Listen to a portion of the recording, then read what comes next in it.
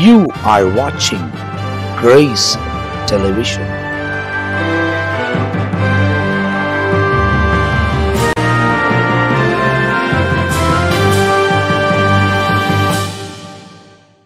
ஆண்டவரும் அருமை இரட்சகராக இயேசு கிறிஸ்துவின் நாமத்தினால் உங்கள் யாவரையும் நான் அன்போடு கூட வாழ்த்துகிறேன், உங்களை வரவேற்கின்றேன். தேவனுடைய பெரிதான கிருபையால் நித்திய ஜீவன் என்ற இன்னொரு பகுதியில் உங்களை சந்திப்பதில் நான் மிகவும் மகிழ்ச்சி அடைகிறேன். தொடர்ந்து தேவ சித்தத்தில் இந்த இடத்தில் கர்த்தருடைய வார்த்தைகளை நிறைவேற்ற ஆண்டவர் தந்த கிருபைகளுக்காக நான் கர்த்தரை ஸ்தோத்தரிக்கிறேன். கடந்த நாட்களெல்லாம் கர்த்தர் கண்மணி போல காத்து இந்த நாள் முழுவதும் ஆசீர்வதித்து இந்த மாலை வரை தேவன் நமக்கு இரக்கம் உள்ளவராய் இருந்திருக்கிறார். அவர் தொடர்ச்சியாய் நம்மை வழிநடத்துவதற்கு அவர் உண்மை உள்ள தேவனாயிருக்கிறார். பிரியமானவர்களே, நாம் கடைசி மணி நேரத்தில் வாழ்ந்து கொண்டிருக்கிறோம். கடைசி காலத்தின் கடைசி பகுதியிலே வாழ்ந்து கொண்டிருக்கிறோம். இந்த உலகத்தின் வாழ்க்கை அனித்தியமானது, நித்தியமானது இனி நாம் காணப்போகக்கூடியதாக இருக்கிறது. எனவே அந்த நித்திய வாழ்க்கைக்குள்ளே போக வேண்டுமானால்தான் இயேசுதான் நமக்கு வழியும் சத்தியமும் ஜீவனமாக இருப்பார். இன்னைக்கு உலகத்தில் பல காரியங்களை பலர் நம்பி பின்பற்றலாம். ஆனால் இயேசுதான் பரலோகத்துக்கான வழி என்பதை நீங்கள் தெளிவாய் அறிந்து கொள்ள வேண்டும். எனவே இந்த கடைசி மணி நேரத்தில் வாழ்ந்து கொண்டிருக்கிற நாம் மிக கவனமாய், மிகவும் எச்சரிக்கையாய் தேவ சித்தத்தை நிறைவேற்றும்படி நம்மை நாமே அர்ப்பணித்துக் கொள்ளும் போது உண்மையாகவே ஆண்டவர் மேன்மையான காரியங்களை செய்வதற்கு அவர் சர்வ வல்லமை உள்ள தேவனாய் இருக்கிறார். நம்மளை சுற்றி நடக்கிற யுத்தங்களை பார்த்து கொண்டே இருங்களேன். எவ்வளோ யுத்தங்கள் நடக்கிறது. வெகு சீக்கிரத்தில் இந்த உலகத்தில் இஸ்ரவேலும் அமெரிக்காவும் சேர்ந்து அந்த ஈரானை அடிக்கும்போது, தாக்கும்போது பெரிய சேதங்கள் உலகம் முழுவதும் காணப்படும் என்பதை நீங்கள் தெரிந்து கொள்ள வேண்டும். அதுக்கு பிறகுதான் எல்லா விலைவாசியின் உயர்வை நாம் பார்க்க போகிறோம். அப்போதுதான் இந்தியாவில் வாழக்கூடிய நமக்கும் சில தேசங்கள் இருக்கக்கூடியவர்களுக்கும் இந்த சூழ்நிலை என்ன என்பதை அவர்கள் புரிந்து கொள்ள முடியும். இப்போ மியான்மரில் நீங்கள் பார்த்தீங்க அப்படின்னு சொன்னீங்கன்னா, தாய்லாண்டில் நீங்கள் பார்த்தீங்கன்னு சொன்னீங்கன்னா, பேங்காக்கில் நீங்கள் பார்த்தீங்கன்னு சொன்னால், இந்த பூகம்பத்து நிமித்தமாய் ஏறக்குறைய 1,70,00,000 கணக்கிடப்படுகிறது. ஆனால் அதுக்கு மேலே இருப்பாங்க. நிறைய பேர் மரித்து போயிருக்கிறாங்க. ஆயிரக்கணக்கான ஜனங்கள் மரித்து போயிருக்கிறார்கள்.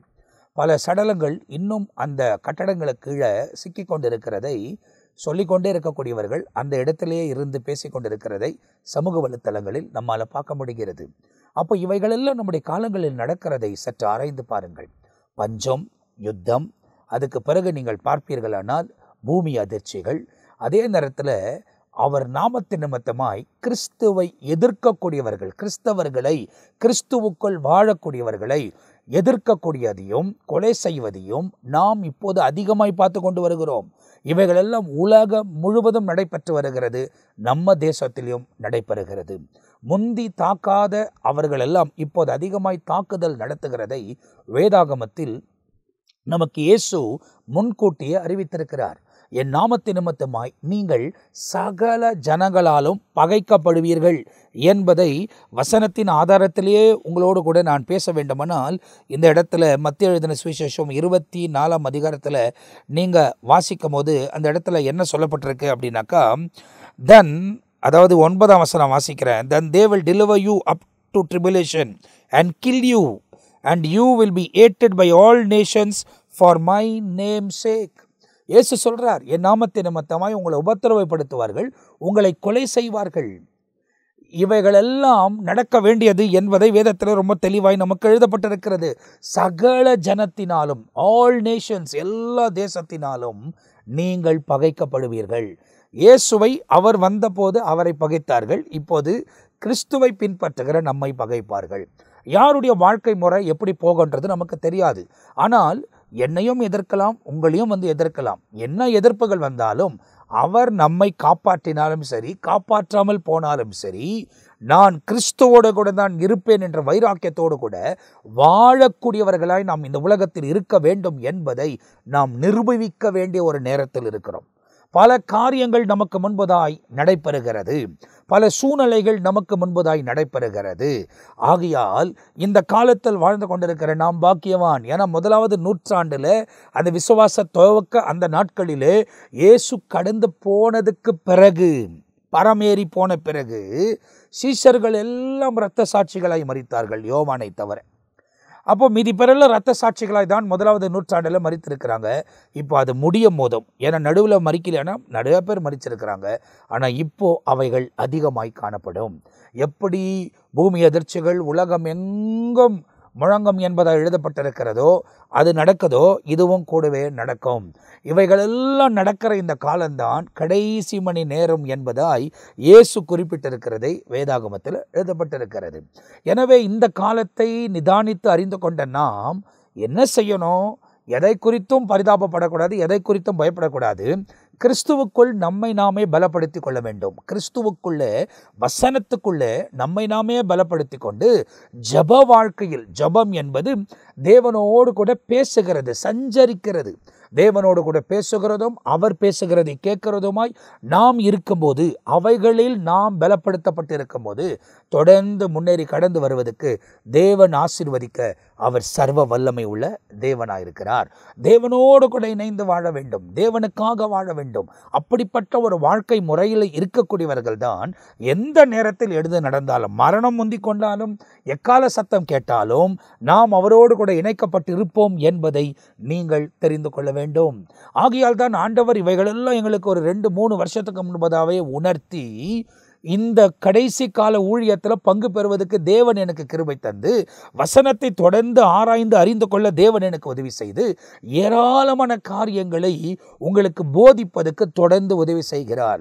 இது என்னுடைய ஞானம் அல்ல, ஆனால் பரிசுத்த ஆவியானவர் என்னை ஆட்கொண்டிருக்கிறபடியால் என்னை டிசிப்ளின் பண்ணுகிறது மாத்திரம் அல்ல, வசனத்தின்படி நடக்கக்கூடிய வைக்கிறது மாத்திரமல்ல, அவைகளை மற்றவர்களோடு கூட பகிர்ந்து கொள்ளவும் தேவன் எனக்கு உதவி செய்கிறார். பல சூழ்நிலைகளில் நாம் கடந்து போக வேண்டிய காரியங்கள் நேரிடும். ஆனாலும் தேவனுக்காக நாம் வைராக்கியமாக நிற்க வேண்டிய ஒரு காலகட்டாயத்தில் நாம் வாழ்ந்து கொண்டிருக்கிறோம். அப்போ இந்த கடைசி காலத்தில் நாம் என்ன செய்ய வேண்டும்? ஒரே ஒரு ஆலோசனையை இந்த நிகழ்ச்சியின் வாயிலாய் உங்களோடு கூட நான் பகிர்ந்து கொள்ள விரும்புகிறேன். காரணம், உலகம் முழுதும் நடக்கக்கூடிய எல்லா அடையாளங்களும் நிறைவேறி வருகிறது. இவைகள் எல்லாவற்றையும் யாரும் நிறுத்த முடியாது. அடுத்தது நீங்கள் பார்த்தீங்கன்னா, ஜப்பான் தேச அரசாங்கம் ஒரு அறிக்கையை வெளியிட்டிருக்கிறாங்க. அதை பற்றி நிறைய நியூஸுங்கெல்லாம் வெளியே வந்திருக்கிறது. அதாவது பெரிய பூகம்பம், 9 ஹெக்டர் அளவுக்கு ஒரு பெரிய பூகம்பம் நடக்கும் என்பதை நிறைய பேர் பேசிக்கொண்டிருக்கிறதை நீங்கள் சமூக வலைத்தளத்தில் பார்க்க முடியும்.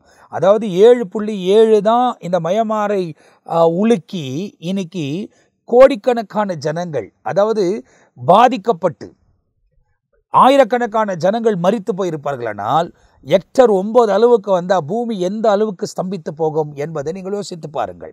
இவைகள் பல தேசத்தை பாதிக்க இருக்கிறது. போக போகத்தான் ஒவ்வொரு காரியத்தையும் நம்மால் புரிந்து கொள்ள முடியும். அப்போ யுத்தம், பூமி அதிர்ச்சிகள், பஞ்சம், கிறிஸ்துவுக்காக வாழக்கூடியவர்களுக்கு விரோதமாக எழும்பக்கூடியவர்கள், அவரை நாம் பின்பற்றுகிறது நிமித்தமாய் உலகமே நம்மை பகைக்கக்கூடிய ஒரு காலத்தில் நாம் வாழ்ந்து கொண்டிருக்கிறோம். அப்போ இதுதான் உலகத்தின் கடைசி காலம். அப்போ இந்த கடைசி காலத்தில் வாழ்ந்து கொண்டிருக்கிற நாம் ஆவி, ஆத்மா, சரீரத்தில் குற்றமற்றவர்களாய் வாழ்வதற்கு நம்மை நாமே அர்ப்பணித்துக் கொள்ள வேண்டும். தேவ பயத்தோடு தேவனை பின்பற்றக்கூடியவர்களாய், நம்ம விருப்பத்தின்படி வாழாமல் எல்லாவற்றிலும் பரிசுத்த ஆவியானவருக்கு விட்டு கொடுத்து அவர் நம்மை நடத்துகிறபடி நாம் நடக்க ஆரம்பித்தோமானால் நிச்சயமாய் தெளிவான பாதையில் அவர் நம்மை நடத்தி கொண்டு போவதற்கு அவர் உண்மை உள்ள தேவனாயிருக்கிறார். அவர் சகல சத்தியத்துக்குள் நம்மை நடத்துவார். அவர் கேள்விப்பட்டதை எல்லாவற்றையும் நம்மோடு கூட பேசுவார். அவர் சொந்த இஷ்டமை ஒன்றும் பேச மாட்டார் என்பதை இயேசு சொல்லியிருக்கிறதை, யோவான் பதிவு பண்ணுகிறதை நாம் அந்த சுவிசேஷத்தில் பார்க்கிறோம். அப்படிப்பட்ட காரியங்களை இந்த இடத்தில் யோவான் நம்மோடு கூட பேசியிருக்கிறதை நீங்கள் தெளிவாய் அறிந்து கொள்ள வேண்டும். அவர் வரும் காரியத்தை நமக்கு முன்கூட்டியே அறிவிப்பார். ஒரு காரியம் நடைபெறமானால் அதுக்கு முன்கூட்டியே அறிவித்து நாம் அந்த நேரத்தில் என்ன செய்ய வேண்டும், எப்படி செல்ல வேண்டும் என்பதை ரொம்ப தெளிவாய் கண்டித்து போதித்து நம்மை வழிநடத்துவதற்கு அவர் உண்மை உள்ளவர். இப்படிப்பட்ட ஒரு நடத்துதல் நமக்கு இருக்க வேண்டுமானால் நாம் அவரோடு கூட இணைக்கப்பட்டக்கூடியவர்களாக இருக்க வேண்டும். அவரோடு கூட சஞ்சரிக்கக்கூடியவர்களாக இருக்க வேண்டும். அவரோடு கூட நடக்கக்கூடியவர்களாக இருக்க வேண்டும். அப்படி நாம் நடக்கும்போது உலகத்தில் இருக்கிற பல இச்சையான நிலைமைகளை விட்டு வெளியேற கண்டிப்பாய் நாம் அவைகளை விட்டு வெளியேறி வாழ வேண்ட ஒரு பொறுப்பான பொருத்தனை செய்து தேவனுக்கு ஏற்ற வாழ்க்கை வாழ்வதற்கு நம்மை அர்ப்பணித்துக் கொள்ள வேண்டும். தேவனுக்கு ஏற்ற ஒரு ஜீவியம், தேவனுக்கு ஏற்றபடி ஒரு வாழ்க்கை, ஆவி, ஆத்மா, சரீரம் கடைசி வரை போராடி கொண்டே தான் இருக்கும். இந்த ஆவிக்கு விரோதமாய் மாம்சமும், மாம்சத்துக்கு விரோதமாய் ஆவி போராடி கொண்டே இருக்கும். ஆனால் ஆவியானவராலவே இந்த உலகத்தில் உருவாக்கப்பட்டு, முந்தின ஆதாம் உலகத்தை ஒருவேளை மாம்சத்தில் உருவாக்கப்பட்டு அவன் தோல்வி சந்தித்திருந்தாலும், பிந்தி வந்த ஆதாம் இந்த உலகத்தை ஜெயித்திருக்கிறபடியால் அவர் ஆவியினால உருவாக்கப்பட்டது போல் நம்முடைய வாழ்க்கையும் ஆவிக்கேற்றதாய் நாம் மாற்றிக்கொள்ளும் போது, அவர் நம்மை உருவாக்கி அவர் எப்படி இந்த உலகத்தை ஜெயித்தாரோ அப்படியே நாமும் ஜெயிக்கும்படி கிறிஸ்துவின் ஜெயத்தை நமக்குள்ள கட்டளையிட்டு அவர் வழிநடத்துவதற்கு அவரே சர்வ வல்லமை உள்ள தேவனாயிருக்கிறார். அதுதான் ஆவிக்குரிய வாழ்க்கையின் அனுபவங்கள். இந்த ஆவிக்குரிய வாழ்க்கை ரொம்ப உயரத்துக்கு வர வேண்டுமானால், இந்த ஆவி மாம்சத்தை மேற்கொள்ள வேண்டுமானால், இந்த ஆகாரத்தை நாம் இரவும் பகலும் புசிக்க வேண்டும். பிதாவின் சித்தத்தை நிறைவேற்ற வேண்டும். அந்த சித்தம் தேவனுடைய ஆகாரம் என்பதாக எழுதப்பட்டிருக்கிறது.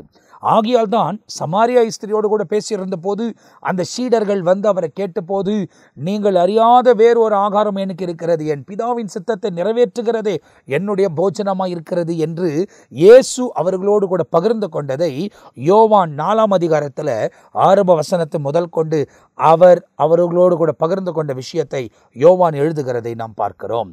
அப்படியானால் அவர் சித்தத்தை நிறைவேற்றுகிறதே நமக்கு ஆவிக்குரிய போஜனமாக இருக்க போகிறது. அந்த சித்தத்தை நிறைவேற்றி அவர் சத்தியத்தில் நாம் நடக்க ஆரம்பிக்கும் போது, இந்த மாம்சத்தை இந்த உலகத்தில் தோல்வி சந்திக்க வைத்து, இதே மாம்சத்தில் நாம் இந்த உலகத்தில் வாழ்ந்தாலும் நாம் இந்த உலகத்துக்குரியவர்களாய் அல்லாமல் அந்த ராஜ்யத்துக்குரியவர்களாய் நம்ம இந்த உலகத்திலே மாற்றி நடத்துவதற்கு அவரே சர்வ வல்லமை உள்ள தேவனாயிருக்கிறார். இங்க ஒரு வசனத்தை யோவான் எழுதுகிறார். வேதத்தில் சொல்ல வேண்டுமானால் நிறைய காரியத்தை சொல்லிக்கொண்டே இருக்கலாம். நித்திய ஜீவன் நிகழ்ச்சியில நம்ம மத்தியில தேவனால் பயன்படுத்தப்படுகிற தேவனுடைய ஊழியக்காரர்கள் நிறைய பேர் வந்து பங்கு பெற்றிருக்கிறாங்க. நம்ம பிஷப் ரெவரன் பென்னியஸ் ஐயா பங்கு பெற்றிருக்கிறாரு, ரெவரன் ஜான் பீட்டர் ஐயா பங்கு பெற்றிருக்கிறாரு, நம்முடைய ரெவரன் டிசோஸ் அவங்க பங்கு பெற்றிருக்கிறாங்க. பல முறைகளில் கர்த்தருடைய வார்த்தைகளை பகிர்ந்து கொண்டிருக்கிறோம். ஆனால் எங்களுக்கு ஒன்று கூடி வரக்கூடிய நேரம் சரியா அமையாததுனால தொடர்ந்து உங்களோடு கூட ஆவியானவருடைய உதவியினால அவர் சித்தத்தை உங்களோடு கூட நான் அறிவித்துக் கொண்டிருக்கிறேன். நேரம் வாய்க்கும் போது நாங்கள் எல்லாம் இணைந்து கலந்து தேவனுடைய வார்த்தைகளை உங்களுக்கு போதிப்பதற்கும் போஷிப்பதற்கும் கர்த்தர் எங்களுக்கு உதவி செய்ய அவர் சர்வ வல்லமை உள்ள தேவனாயிருக்கிறார். அப்ப இன்றைக்கு ஒரு பகுதியை உங்களுக்கு பேசணும்னு சொல்லி அவர் எனக்கு உணர்த்தினதுனால அந்த பகுதியோடு கூட நாம் இந்த வார்த்தைகளை கேட்க போகிறோம். யோவான் எழுதின சுவிசேஷம் 14ஆம் அதிகாரத்தில் நிறைய காரியம் சொல்லப்பட்டிருக்கிறது. ஆனால் அதில் 15ஆம் வசனத்திலிருந்து 18ஆம் வசனம் வரை நீங்கள் வாசித்து பார்ப்பீர்களானால் வேதத்தில் இவ்விதமாய் சொல்லப்பட்டிருக்கிறது. If you love me keep my commandment, நீங்கள் என்னை நேசித்தால் என் கட்டளைகளை கை கொள்ளுங்கள் என்பதாக எழுதப்பட்டிருக்கிறது. அப்போ தேவனை நேசிக்கிறோம், I love you Lord, I love you Jesus அப்படி சொல்றோம் தெரியுமா? அந்த அன்பு வாயிலிருந்து வரக்கூடியதா ஒரு வேளை இருந்தாலும் நாம் நம்முடைய உணர்வுகளில் உணர்ச்சிகளில் நம்ம நடைமுறையில் தேவனை நேசிக்கக்கூடியவர்களாக இருப்போமானால் அவர் இட்டிருக்கிற கட்டளைகளை நாம் கை கொள்வோம் என்பதை நீங்கள் அறிந்து கொள்ள வேண்டும். அந்த கட்டளைகள் எல்லாவற்றையும் கை கொள்வோமானால் நாம் அவரை நேசிக்கிறோம் என்பதை அவர் தெரிந்து கொள்ள முடியும். நாம் ஒருவரை நேசிக்கும் போது அவர்கள் சோர்வடைந்த நேரத்தில் மற்ற நேரத்தில் இதெல்லாம் அவங்கள சந்தோஷப்படுத்துறதுக்காக ஏதாவது உலக பிரகாரமான பொருட்களை வாங்கிட்டு வந்து கொடுக்கலாம், இல்லை ஒரு ரவுண்டு வெளியே அப்படியே கூட்டிகிட்டு போயிட்டு வரலாம். அவங்கள சந்தோஷப்படுத்துவதற்காக அவங்கள மீண்டுமாய் அவங்களுக்கு ஒரு பலன் தர முடியாது, அப்படிலாம் நாம் செய்ய முடியும். ஆனால் இவரை சந்தோஷப்படுத்த முடியுமானால் எல்லாவற்றிலும் பிதாவின் சித்தத்தை நிறைவேற்ற வேண்டும். எல்லாவற்றிலும் அவர் கட்டளையின் எப்படி சொல்லுகிறதோ, அவர் நமக்கு எப்படி போதிக்கிறாரோ அப்படியே நாம் செய்ய வேண்டும் என்பதை நீங்கள் கவனத்தில் வைத்துக் கொள்ள வேண்டும். இந்த இடத்தில் அதைதான் அவர் 15ஆம் வசனத்தில் சொல்லுகிறார். நீங்கள் என்னை நேசித்தால் என் கட்டளைகளை கை கொள்ளுங்கள் என்பது எழுதப்பட்டிருக்கிறது. அடுத்தது 16ஆம் வசனத்தை வாசித்து பார்க்கும் போது, and I will pray the Father and he will give you another helper that he may abide in you forever என்று எழுதப்பட்டிருக்கிறது. நான் என் பிதாவிடத்தில் வேண்டிக் கொள்வேன், அவர் வேறொரு தேற்றரவாளன், ஹெல்ப்பர், உதவியாளர் உங்களுக்கு தருவேன். அவர் தருவார், அவர் எப்பொழுதும் உங்களோடு கூட இருப்பார். எப்போதும் என்றால் என்ன? உலகத்தில் வாழ்கிற நாட்களில் மாத்திரமல்ல, நாம் மரித்து கிறிஸ்துவுக்குள் மரித்து நித்தியத்துக்குள் பிரவேசித்தாலும் நித்திய வாழ்க்கைக்குள் கடந்து போனாலும் அவர் எப்போதும் நம்மோடு கூட இருக்கிறவர் என்பதாக இயேசு குறிப்பிடுகிறதை வேதாகமத்தில் எழுதப்பட்டிருக்கிறது. அப்போ பைபிளில் நீங்கள் வாசித்து பார்த்தீங்க அப்படின்னாக்கா, பரிசுத்த ஆவியானவர் தான் நம்மோடு கூட எப்போதும் இருக்கிறவர். அவர் நம்மோடு கூட உலாவக்கூடியவர், நமக்குள்ளாக வாசம் பண்ணுகிறவர். அவர் வாசம் பண்ணுகிற நம்முடைய இருதயத்தை நாம் எப்போதும் சுத்தமாய் வைத்துக் கொள்ள வேண்டும். நம்முடைய பார்வை சுத்தமாக இருக்கணும், நம்முடைய வார்த்தை சுத்தமாக இருக்கணும், நம்முடைய செயல்முறைகள் சுத்தமாக இருக்கணும். நம்ம அடிக்கடி நிறைய ஜனங்களோடு கூட நம்ம சேர்ந்து கொண்டே இருந்தோமானால் யாராவது ஒன்று பேச, நாம் வேறு ஒன்று பேச, தவறானவைகளை பேச நேரிடுகிறது, மற்றவர்களை குறித்து குறை பேசுவதற்கு நேரிடுகிறது. ஆகையால் நிறைய முறை மனுஷர்களை விலகி நாம் தேவனோடு கூட சஞ்சரிப்பது தான் நமக்கு ரொம்ப மேன்மையான ஒரு காரியமாக இருக்கும் என்பதை நீங்கள் அறிந்து கொள்ள வேண்டும்.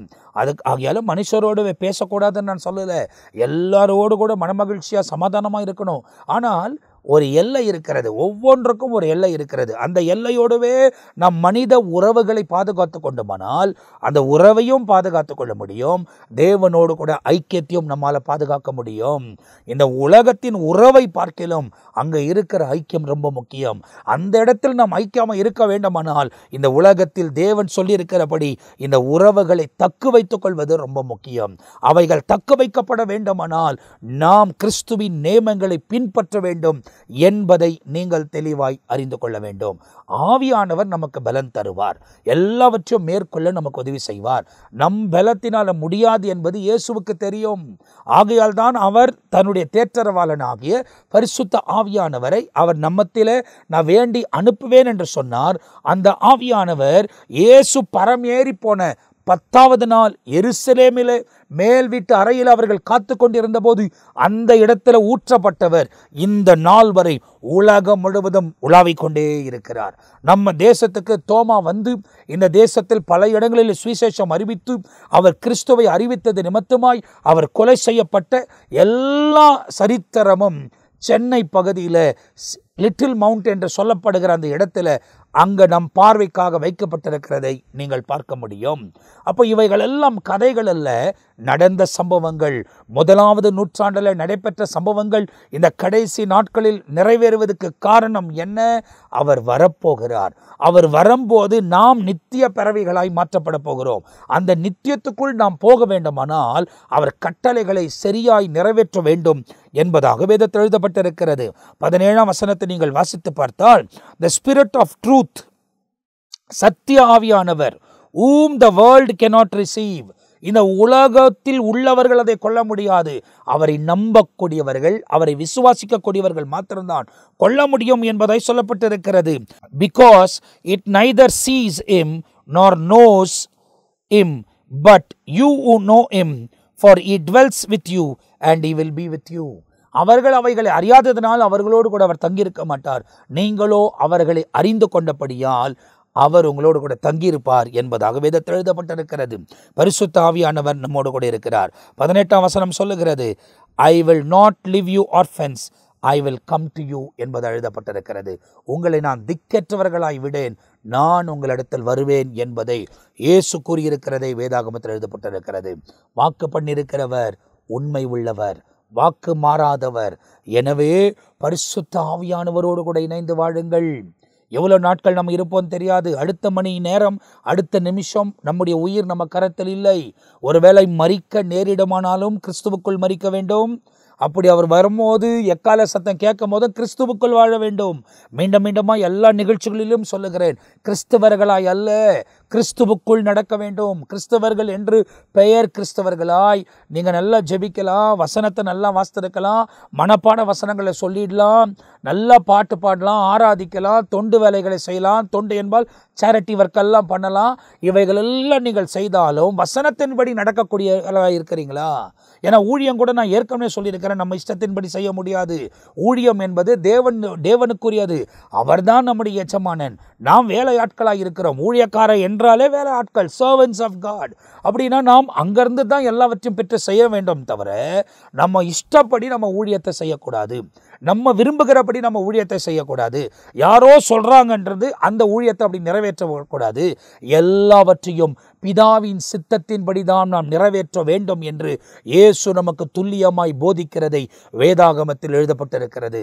ஏன்னா நிறைய முறை அவைகளை சொல்லியிருக்கிற, என் பிதாவின் சித்தத்தின்படி செய்கிறவன் தான் என் பிதாவின் சந்தோஷத்துக்குள் பிரவேசிக்க முடியும். மறுபடியும் மீண்டுமாய் ஆவியானவர் என் வாயிலாய் இவைகள் எல்லாம் உங்களுக்கு உணர்த்தக்கூடிய காரியம் என்ன? இன்னும் சரி செய்யப்பட வேண்டிய பகுதிகள் உன் வாழ்க்கையில் நிறைய இருக்கிறது. எல்லாவற்றையும் சரி செய்து கொள். பெரும் மழையின் இரைச்சல் சத்தம் கேட்கிறது. அவர் வரக்கூடிய அடையாளங்கள் எல்லாம் நம்ம காலங்களில் நிறைவேறி வருகிறது. இனி காலம் செல்லாது. தேவனோடு கூட நடப்பதுக்கு உங்களை அர்ப்பணித்துக் கொள்ளுங்கள். தேவனுக்காக வாழ உங்களை அர்ப்பணித்துக் கொள்ளுங்கள். எல்லா விதத்திலையும் பரிசுத்த ஆவியானவர் உங்களுக்கு உதவி செய்வார். இன்னைக்கு இந்த உலக இச்சையில நீங்க போராடி கொண்டிருக்கலாம். மாம்ச இச்சைகளை மேற்கொள்ளாதபடி நீங்கள் போராடி கொண்டிருக்கலாம். ஆண்டவர் தம்முடைய கிருபைகளையும் இரக்கங்களையும் உங்க வாழ்க்கையில விளங்க பண்ணி வழிநடத்துவதற்கு அவரே சர்வ வல்லமை உள்ள தேவனாயிருக்கிறார். எல்லா குறைகளையும் அவர் நிறைவாக்குவார். வருகிற தீமைக்கும் கோபாக்கினிக்கும் அவர்தான் நம்மை தப்புவிப்பார். சத்துருவின் கிரியைகளுக்கும் அந்தகாரர்களின் ஆதிக்கங்களுக்கும் வான மண்டல பொல்லாத சேனைகளுக்கும் அவர் உங்களை விலகி காத்து தெளிவான பாதையில உங்களை வழிநடத்துவதற்கு அவர் உண்மை உள்ள தேவனாயிருக்கிறார். தேவனுக்கு ஏற்ற ஒரு வாழ்க்கை, தேவனுக்கு ஏற்ற ஒரு பரிசுத்தம், தேவனுக்கு ஏற்ற ஒரு நீதி உங்க வாழ்க்கையில இருக்கிறதா என்று யோசித்து பாருங்கள். உலகம் பாவத்தில் சோரம் போய் கொண்டிருக்கிறது. உலகம் பாவத்தில் மடிந்து கொண்டிருக்கிறது. உலகம் முழுவதும் இருள் சூழ்ந்திருக்கிறது. சாத்தான் பலரை ஆட்கொண்டு தன்னுடைய சித்தத்தை செய்ய வேண்டும் என்று அவன் போராடி கொண்டிருக்கிறதை நம்மால பார்க்க முடிகிறது. என்னை பார்க்கிற அன்பு சகோதரனே, சகோதரியே, நீ இந்த போராட்டத்தில் ஜெயம் பெற வேண்டுமானால் பரிசுத்த ஆவியின் உதவி உனக்கு வேண்டும். பரிசுத்த ஆவியோடு கூட இணைந்து வாழக்கூடிய ஒரு அனுபவம் உனக்கு வேண்டும். பரிசுத்த ஆவினால் அபிஷேகம் பண்ணப்பட்ட ஒரு அனுபவம் உங்களுக்கு வேண்டும். நீங்கள் நவமான பாஷைகளை பேசி ஜெபிக்கலாம், துதிக்கலாம். ஆனாலும் கிறிஸ்துவுக்கேற்ற ஒரு வாழ்க்கை முறை நீங்கள் வாழ்ந்து கொண்டிருக்கிறீர்களா? உங்களை ஆராய்ந்து பாருங்கள். உங்க கண்களின் இச்சை, மாம்சத்தின் இச்சை, ஜீவனத்தின் பெருமை, இவைகள் எல்லாம் மேற்கொள்ளக்கூடிய பலன் உள்ளவர் ஆவியானவர் மாத்திரம்தான். வெறும் மாம்சத்தில் நீ போராடி கொண்டு இருப்பாயானால் தோல்விகளே வந்து கொண்டிருக்கும். ஆவி மேல்படுத்தப்பட வேண்டும், சரீரம் கீழ்ப்படுத்தப்பட வேண்டும். அவைகள் கீழ்ப்படுத்தப்பட்டு உன்னுடைய ஆவிக்குரிய வாழ்க்கை அனுபவங்கள் மேலே வர வேண்டுமானால் வசனங்களை ஒவ்வொரு நாளும் நீ உட்கொள்ள வேண்டும்.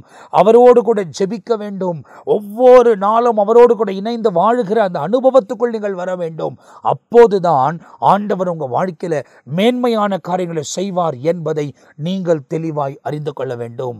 உண்மையும் உத்தமமாய் வாழ அர்ப்பணித்துக் கொள்ளுங்கள். உலக காரியங்களை விட்டு விலகுங்கள். இனி இந்த உலகம் முடிகிறதை நாம் கண்களால் பார்க்க போகிறோம். அது முடிவதற்கு சற்று நேரத்துக்கு முன்ன கண்ணிமிக்க நேரத்தில் அவருக்காக உண்மையாய் ஜீவனம் பண்ணினவர்கள் எல்லாம் மறுரூபமாக்கப்பட்டு மத்திய ஆகாயத்தில் ஏற்றுக்கொள்ளப்படுவார்கள் என்று அப்போஸ்தலனாக பவுல் தான் தெசலோனிக்கேயர்களுக்கு எழுதும்போது அவர் எழுதுகிறதை வேதாகமத்தில் சொல்லப்பட்டிருக்கிறது. எனவே இவைகள் எல்லாம் நம்முடைய கால கட்டாயத்தில் நடந்து வருகிறது நீங்கள் பார்க்கிறீர்கள். எனவே உங்க வாழ்க்கையை சீர்படுத்துங்கள். உங்க வாழ்க்கையை கர்த்தருக்கு நேராய் ஆக்குங்கள். அவருடைய வசனத்தின்படி நடக்க உங்களை ஒப்புக்கொடுங்கள்.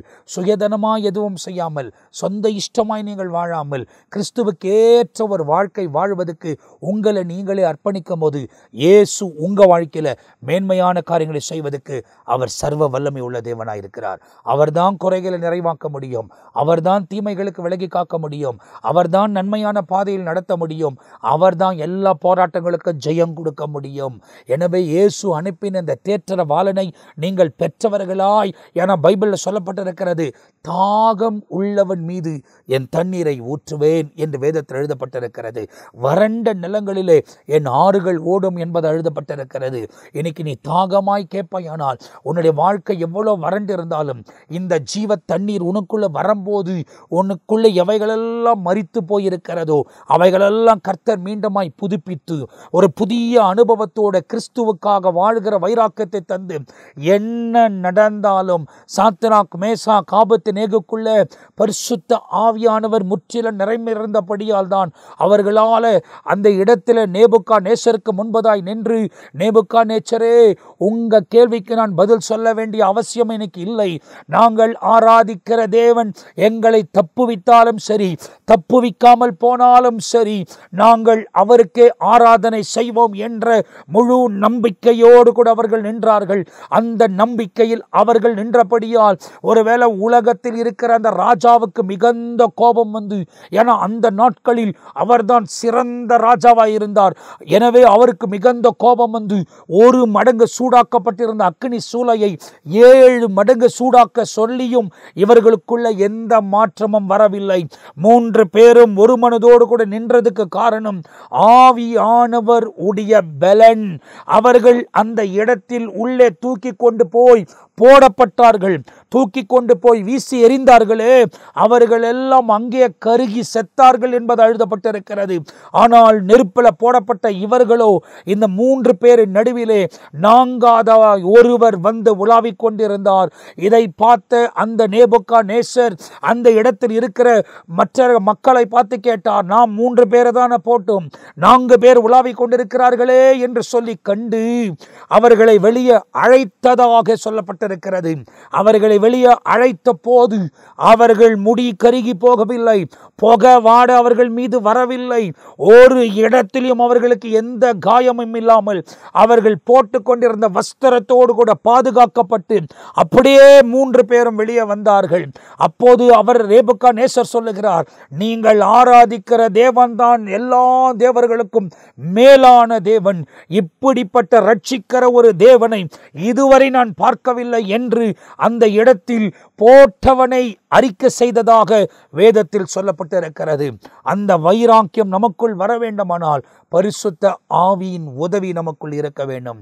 என்ன நேரிட்டாலும் இயேசுவுக்காக வாழ்கிற ஒரு வைராக்கியம், என்ன நடந்தாலும் கிறிஸ்துவுக்காக வாழ்கிற ஒரு வைராக்கியம், அந்தபடி நாம் வாழும்போது இயேசு நம்முடைய வாழ்க்கையில் உண்மையாகவே மேன்மையான காரியங்களை செய்வதற்கு அவர் சர்வ வல்லமை உள்ள தேவனாக இருக்கிறார். ஆகையால் தான் இந்த பகுதியில் இயேசு சொல்லுகிறார், நீங்கள் என்னை நேசிப்பீர்களானால் என் கட்டளையை கை கொண்டிருப்பீர்கள். கட்டளை கை கொண்டால் தான் நாம் அவரை நேசிக்கிறோம் என்பதை நம்முடைய வாழ்க்கையில் பிராக்டிக்கலான அனுபவத்தை இயேசு எதிர்பார்க்கிறார். வாயில சொல்லுகிற தேரி அல்ல, வாயில சொல்றது ரொம்ப சுலபம். இன்னைக்கு உலகத்தில் இருக்கிறவங்க எல்லாம் வாயில சொல்லிடுறாங்க, ஆனால் பிராக்டிக்கலா அவைகளில் வாழ்ந்து பார்க்கும் போதுதான் அவைகளுடைய சூழ்நிலைகள் நமக்கு தெரிகிறது. எனவே நீங்க பிராக்டிக்கலா ஆண்டவரை நேசிப்பதை நீங்கள் காண்பிக்க வேண்டுமானால், அந்த கண்களுக்கு முன்பதாய் நாம் அவரை நேசிக்கிறோம் என்பதை காண்பிக்க வேண்டுமானால், அவர் சொல்லியிருக்கிற வசனங்கள், உபதேசங்கள், கட்டளைகளை கை கொண்டு நடக்க வேண்டும். ஏராளமான உபதேசங்கள் வேதத்தில் நமக்கு கொடுக்கப்பட்டிருக்கிறது. 4 சுவிசேஷ புத்தகங்களில் கொடுக்கப்பட்டிருக்கிறது, நிருபங்களில் கொடுக்கப்பட்டிருக்கிறது. நமக்கு வெளிப்படுத்தின விசேஷத்தில் நடக்கக்கூடிய காரியங்கள் எல்லாம் நடந்ததும் நடந்து கொண்டிருக்கிறதும் இனி நடக்க போகிறதும் எப்படி முடிய போகிறது, அதுக்கு பிறகு எப்படி நித்தியத்துக்குள் பிரவேசிக்க போகிறோம் எல்லாமே எழுதி ஆண்டவர் நம் கரத்தில் முன்கூட்டியே கொடுத்து வைத்திருக்கிறார். இவைகளை கொடுத்து வைத்திருப்பதற்கு காரணம், நாம் இவைகளை இரவும் பகலும் வாசித்து நல்ல வழிகளை தெரிந்து கொண்டு தேவனுக்கு ஏற்றபடி இந்த உலகத்தில் வாழ்வதற்கு தான் ஆண்டவர் நமக்கு அனுக்கிரகம் செய்திருக்கிறார். எனவே தேவனோடு இணைந்து வாழ்வதற்கு உங்களை ஒப்புக் கொடுங்கள். ஆண்டவருக்காக ஜீவிக்க உங்களை ஒப்புக் கொடுங்கள். தீமையான வழிகளை விட்டு விலகுங்கள், அக்கிரமான வழிகளை விட்டு விலகுங்கள், தவறான உறவு முறைகளை விட்டு விலகுங்கள். தேவனுக்கு ஏற்ற ஒரு வாழ்க்கை வாழ, தேவனுக்கு ஏற்ற ஒரு பரிசுத்தத்தில் வாழ உங்களை நீங்கள் ஒப்பு கொடுத்தே ஆக வேண்டும். வரப்போகிற கோபாக்கினி பெருசு. அந்த கோபாக்கினில் சிக்கி இந்த உலகத்திலும் அடிந்து விடுவ, நித்திய அக்கனிலும் தள்ளப்படுவ. அவைகளுக்கு தப்பித்து கொண்டு அவருக்கு முன்னே நிற்க வேண்டுமானால் பரிசுத்தம் ரொம்ப முக்கியம், நீதி ரொம்ப முக்கியம், நேர்மை ரொம்ப முக்கியம். உண்மையாய் வாழக்கூடிய பழக்கங்கள் நமக்குள் உருவாக்கப்பட்டிருக்க வேண்டும். கர்த்தருக்கு ஏற்ற ஒரு வாழ்க்கை, கர்த்தருக்கு ஏற்ற ஒரு வைராக்கியம், கர்த்தருக்கு ஏற்ற ஒரு ஜீவையும் வாழும் போது ஆண்டவர் தம்முடைய மகிமையின் பிரசன்னத்தை உங்க வாழ்க்கையில விளங்க பண்ணுவதற்கு அவர் சர்வ வல்லமை உள்ளவராயிருக்கிறார். ஆவியானவரோடு கூட இணைந்து கொள்ளுங்கள். நித்திய வாழ்க்கை என்பது ரொம்ப உண்மை. அங்கதான் நித்தியமாய் வாழ்வதற்காக நாம் இந்த உலகத்தில் உருவாக்கப்பட்டிருக்கிறோம். இந்த உலகத்தில் இருக்கிறவரை நமக்கு ஒரே ஒரு வேலை, இவர்கள் என் துதியை சொல்லி வருவார்கள். உலகத்தில் இருக்கிறவரை தேவரை துதிக்கக்கூடியவர்களாய், அவருக்கு ஏற்ற வாழ்க்கை வாழக்கூடியவர்களாய் நம்மை நாமே அர்ப்பணித்துப்போம். அதுக்கு பிறகு வரும் நாட்களிலே தேவனுடைய ராஜ்யத்தில் பிரவேசிக்கக்கூடியவர்களாய் கர்த்தர் நம்மை மாற்றிக்கொள்வார். 7 வருஷம் ஆட்டுக்குட்டியின் கல்யாணம் ரொம்ப சமீபத்தில் இருக்கிறது. அந்த 7 வருஷம் முடிந்த பிறகு 1000 வருஷ அரசாட்சி நமக்கு ஆயத்தப்பட்டிருக்கிறது. 1000 வருஷம் இயேசுவோடு கூட இணைந்து அவர் ராஜ்யத்தில், அவர் ராஜ்யத்தோடு கூட நாம் இணைந்து வாழப்போகிறோம். ஆண்டவர் எப்படி ஆதாம் ஏவாள் ஆரம்பத்தில் உருவாக்கி இந்த உலகத்தில் அவர்கள் பாவம் செய்வதற்கு முன்பதாய் உருவாக்கி எல்லாவற்றையும் அனுபவிக்க தேவன் உதவி செய்தாரோ, அதே போல அவர் நமக்கு ராஜாவாக இருந்து 1000 வருஷம் நம்மை நடத்த போகிறார். அந்த நாட்களில் வஞ்சிக்கிற சாத்தான் சிறைப்பட்டிருக்கப்படியால் அவன் நம்மை வஞ்சிப்பதில்லை. எந்த ஏமாற்றமும் நாம் சந்திக்காமல் ஆண்டவரோடு கூட இணைந்து வாழுவோம். அதுக்கு பிறகு அவன் விடுவிக்கப்பட்டு கர்த்தர் அவனை முற்றிலும் சங்கரித்து, அந்தி கிறிஸ்தவம் மிருகத்தின் முத்திரையை தரித்தவர்களும் அந்த நாட்களில் இருக்கிற கள்ள தீர்க்கதரிசிகள் தள்ளப்பட்ட அந்த நரகத்திலே அவனும் தள்ளப்படுவான். அவனுக்காக அவனோடு கூட வாழ்ந்தவர்களும் தள்ளப்படுவார்கள். அதுக்கு பிறகு நித்தியமாய் நாம் தேவனோடு கூட சஞ்சரிக்க போகிறோம். இந்த வாழ்க்கைக்கு உங்களை ஒப்பு கொடுத்துக் கொள்ளுங்கள். தேவன் உங்கள் வாழ்க்கையில் மேன்மையான காரியங்களை செய்வார். இந்த நிகழ்ச்சியில் நான் உங்களுக்காக ஜெபிக்க போகிறேன். என்னோடு கூட இணைந்து ஜெபியுங்கள். இயேசு உங்கள் வாழ்க்கையில் மேன்மையான காரியங்களை செய்கிறார். நாம் ஜெபிக்கலாமா? நல்ல பிதாவே, இந்த நிகழ்ச்சியில் என்னோடு கூட இணைந்திருக்கிற ஒவ்வொருவருக்காக ஜெபிக்கிறோம். அப்பா, இந்த கடைசி நாட்களில் ஊழியங்களிலே என்னையும் ஒரு பங்காய் தெரிந்து கொண்டதுக்காக உமக்கு ஸ்தோத்திரம். தொடர்ந்து உம்மோடு கூட இணைந்து செயல்பட கர்த்தர் உதவி செய்யும். ஆண்டவரே, பரிசுத்த ஆவியானவர் ஒவ்வொருவரையும் பலப்படுத்தும். என்னை பலப்படுத்துகிறீரே அதே போல இவர்களை பலப்படுத்தும். கேட்கிற ஒவ்வொருவரும் பெற்றுக்கொள்ள கர்த்தர் கிருபை தாரும். எந்த காரியத்தெல்லாம் விட்டு வெளியேறணுமோ அதெல்லாம் வெளியேற அவங்கள உணர்த்தி தெளிவான பாதையில கொண்டு வந்து நிறுத்தி தீமைக்கெல்லாம் விலகி காத்து இந்த உலகத்தை ஜெயிக்க கர்த்தர் உதவி செய்யும். எந்த சம்பவம் நேரிட்டாலும் வைராக்கியமாய் உமக்காக நிற்க கர்த்தர் இரக்கம் பாராட்ட வேண்டுமா நாங்கள் ஜெபிக்கிறோம். உங்கள் கிருபையும் தயவும் இரக்கமும் இவங்களை சூழ்ந்து கொள்ளட்டும். எல்லா தீமைக்கும் நாசமோசங்களுக்கும் சத்துருவின் தந்திரங்களுக்கும் அந்தகார இருளின் ஆதிக்கங்களுக்கும் விலகி காத்து நன்மையான பாதைகளிலே நீர் இவர்களை வழிநடத்த வேண்டுமா நான் ஜெபிக்கிறேன். குறைகள் எல்லாம் நீக்கி நிறைவேற்றாரும். அற்புதமான பாதையில ஒவ்வொருவரையும் நடத்தும். உங்க நாமத்தையே உயர்த்த, மகிமைப்படுத்த, மேன்மைப்படுத்த இரக்கம் செய்ய வேண்டுமா நான் ஜெபிக்கிறேன். உங்க கிருபையின் கரத்துக்குள்ள ஒவ்வொருவரையும் அர்ப்பணிக்கிறேன். நீரே பொறுப்படுத்திக் கொள்ளும். உங்க நாமமே மகிமைப்படட்டும். உங்க திருக்கரங்களிலேயே நாங்கள் சமர்ப்பிக்கிறோம். ஆவியானவர் பொறுப்படுத்த வழிநடத்துங்க. உங்க நாமத்தையே உயர்த்த, மகிமைப்படுத்த உதவி செய்யுங்க. தீமைக்கும் சத்துருவின் திட்டங்களுக்கு விலகி காத்து மேன்மையான காரியங்களை செய்ய வேண்டுமா நாங்கள் ஜெபிக்கிறோம். எல்லாவற்றையும் தாழ்த்தி தாழ்மையோடு ஒப்புக் கொடுக்கிறேன். பொறுப்படுத்திக் கொள்ளும். இயேசு கிறிஸ்துவின் நாமத்தில் ஜெபிக்கிறேன் ஜீவனுள்ள நல்ல பிதாவே. ஆமேன், ஆமேன், ஆமேன். பிரியமானவர்களே, ஆயத்தப்படுவோம். அந்த ராஜ்யத்துக்குள் பிரவேசிக்கக்கூடிய பாத்திரங்களை இந்த உலகத்தில் வாழ்வோம். என்ன நேரிட்டாலும் வைராக்கியமாய் ஆண்டவருக்காக நில்லுங்க. இயேசு உங்கள் வாழ்க்கையில் மேன்மையான காரியங்களை செய்வார். இந்த கிரேஸ் டெலிவிஷன் சேனலில் நிறைய நிகழ்ச்சிகள் தொடர்ந்து வசனத்துக்கே உங்களுக்கு முக்கியத்துவம் கொடுத்து தொடர்ந்து ஆவியானவர் வழங்க சொல்லுகிறதுனால வழங்கி கொண்டு வருகிறோம். சுவிசேஷத்தை பாருங்கள். நித்திய ஜீவன் நிகழ்ச்சி வாரத்தில் 2 நாள் போடப்படுகிறது. இது கவனிங்க. மாரநாத்தா திங்கட்கிழமையில் உங்களுக்கு நேரடி காணலாய் பேசப்படுகிறது. ஞாயிறில் கர்த்தருடைய வார்த்தைகளை உங்களோடு கூட பகிர்ந்து கொள்கிறோம். இவைகளெல்லாம் உங்களுக்கு ஏன் தொகுத்து வழங்குகிறோமானால் நீங்கள் தேவனுக்காக வாழ வேண்டும் என்ற ஒரு நோக்கத்தோடு தான். வாழ்வோம், அந்த நித்திய ஜீவனை சுதந்திரிப்போம். தேவன் உங்கள் வாழ்க்கையில் மேன்மையான காரியங்களை செய்வார். அடுத்த பகுதியில் உங்களை சந்திக்கிற வரை நான் உங்கள் கிட்ட இருந்து விடை பெறுகிறேன். கர்த்தர் உங்களை ஆசீர்வதிப்பாராக. ஆமேன், ஆமேன்.